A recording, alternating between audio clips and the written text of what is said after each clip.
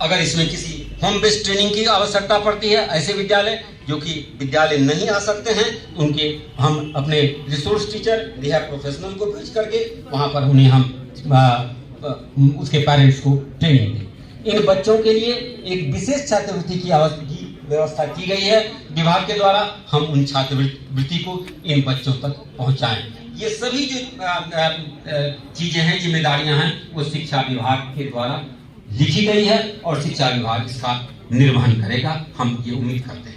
स्वास्थ्य विभाग की जिम्मेदारी है कि जो 0 से 18 आयु वर्ग के जितने बच्चे हैं उसका असेसमेंट हो और उन्हें प्रमाण पत्र एक समय सीमा के अंतर्गत उन्हें उपलब्ध करा दी जाए। इस बच्चों को अगर किसी स्वास्थ्य की सुविधा आवश्यकता होती है, किसी हेल्थ चेकअप की आवश्यकता हो, किसी ट्रीटमेंट की आवश्यकता हो, तो विशेषज्ञ शिक्षकों के द्वारा इन्हें ये सुविधा दी जाए। अगर इसे कहीं रेफर किया जाना है IGMS में या PMCH में या एम्स में हमारे यहाँ जो है, तो उसको वहाँ भी शिक्षा स्वास्थ्य विभाग ही इन लोगों को रेफर करेगा। 6 से 18 आयु वर्ग के बच्चों को तो हम अपने यहाँ उपचारात्मक शल्य चिकित्सा देते हैं, लेकिन 0 से 6 को अभी हम नहीं दे पा रहे हैं। तो ये स्वास्थ्य विभाग की जिम्मेदारी होगी कि इन बच्चों को अगर किसी चिकित्सा या करेक्टिव सर्जरी की आवश्यकता हो तो वो यहाँ स्वास्थ्य विभाग इसको अपने कोऑर्डिनेशन से जो है इसे उपलब्ध कराए और समय समय पर इन बच्चों को, इनके अभिभावकों को बुला करके उसका स्वास्थ्य परीक्षण किया जाए और स्वास्थ्य के संबंध में जो उन्हें सलाह दी जानी है वो सलाह इन्हें दी जाए। समाज कल्याण विभाग, उनकी जिम्मेदारी बहुत ही महत्वपूर्ण है। जो देश सुविधाएं हैं उसमें सबसे महत्वपूर्ण होता है UDID कार्ड का दिया जाना। जब तक आप UDID कार्ड नहीं देते हैं, उन्हें जितनी सुविधा चाहे, यातायात में सुविधा है, नौकरी में सुविधा है, स्वास्थ्य के संबंध में सुविधा है, विद्यालयों में प्रवेश के लिए रिजर्वेशन है, नौकरी की समस्या है, वो तब तक उन्हें नहीं मिल पाए। इसलिए आवश्यक है कि उन्हें UDID कार्ड दें और जिन्होंने भी उन शर्तों को पूरा कर लिया है जो कि उनके द्वारा निर्धारित है, उसको पेंशन दे। ये दोनों जिम्मेदारी जो है वो स्वास्थ्य विभाग के लिए दी गई है।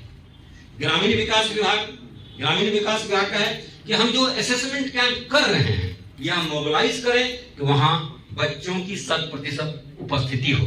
और ग्रामीण विकास विभाग का ये चेन है कि जहां की हम हर एक बच्चे तक पहुंचते हैं। वो चेन स्टार्ट होता है आपका प्रखंड में, आपके BDO और BDO के अंदर आपके पंचायत सुपरवाइजर, पंचायतों के पंचायत सचिव और मुखिया के अंदर वार्ड सदस्य, यहां तक आपका चेन है ग्रामीण विकास विभाग का। और इस चेन को अगर हम यूज करें तो एक एक परिवार, एक एक बच्चे, जहां के निःशक्त बच्चे हैं, वहां तक हम पहुंच सकते हैं और इसलिए ग्रामीण विकास विभाग को इसमें महत्वपूर्ण भूमिका दी गई है।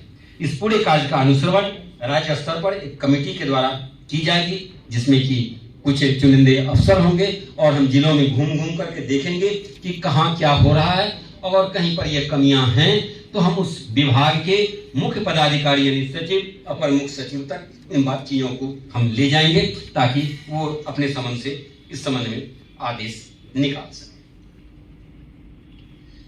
इस कार्यक्रम की कई चुनौतियां हैं और सबसे बड़ी चुनौती है वह है बच्चों का प्रमाणीकरण, जिसकी चर्चा हमने पहले की। और अगर हम भारत सरकार के प्रावधानों को देखें तो वहां PW एक्ट के 2 आर्टिकल के द्वारा इन चीजों के बारे में चर्चा की गई है और वो है 58 और 59। 58 में कहा है कि एक्सटेंट ऑफ डिजेबिलिटी, यानी कौन सा दिव्यांग व्यक्ति को कितना प्रतिशत देना है और कितना प्रतिशत नहीं देना है, इस संबंध की जो चर्चा है वो 58 के तहत है। और 58 के तहत 2 नोटिफिकेशन जारी किए गए हैं। 20 तरह की निःशक्तताओं के लिए एक नोटिफिकेशन है और ऑटिज्म के लिए एक अलग नोटिफिकेशन। और मैं समझता हूं, मैंने देखा नहीं है फोल्डर खोल करके, कि ये दोनों नोटिफिकेशन आपके इस फोल्डर में दिए गए हैं। और अगर नहीं भी दिए गए हो मित्रों तो कोई दिक्कत नहीं है, आप अगर आज के डेट में इंटरनेट सब यूज करते हैं, अब जब जाएंगे तो दोनों नोटिफिकेशन वहां उपलब्ध है। और 59 के तहत है कि एप्रोप्रिएट गवर्नमेंट यानी सक्षम सरकार निर्धारित करेगी कि असेसमेंट कैसे होगा। इस संबंध में 2019 का एक पत्र निर्गत है कि बिहार राज्य में असेसमेंट कैसे किया जाए।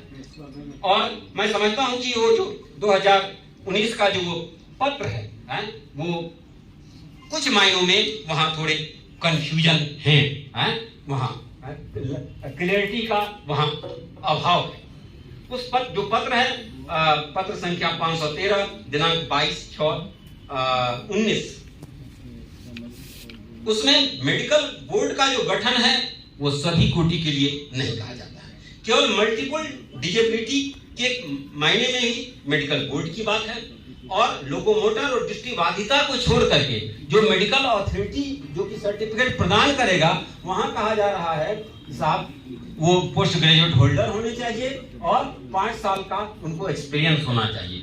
तो अगर हम इन बातों को रखें तो बहुत से हमारे सिविल सर्जन भी जो हैं वो इस कैटेगरी के बाहर हो जाएंगे। मैं कुछ को जान नहीं रहा हूँ, यहाँ के सभी सिविल सर्जन हम नहीं कह सकते कि वो पोस्ट ग्रेजुएट होल्डर ही हैं।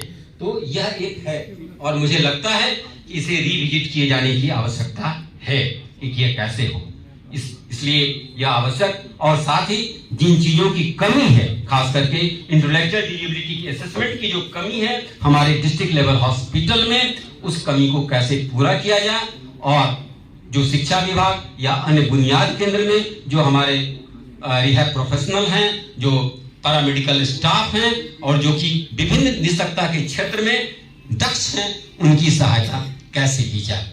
यही आज के डेट में यह एक बड़ा चैलेंज है और इस चैलेंज पर हमारे यहाँ सामने विचार रखेंगे भारत सरकार के मुख्य दिव्यांगता कमिश्नर, बिहार सरकार के भूतपूर्व मुख्य कमिश्नर और NIGH और NIOH का नाम कुछ बदल गया है,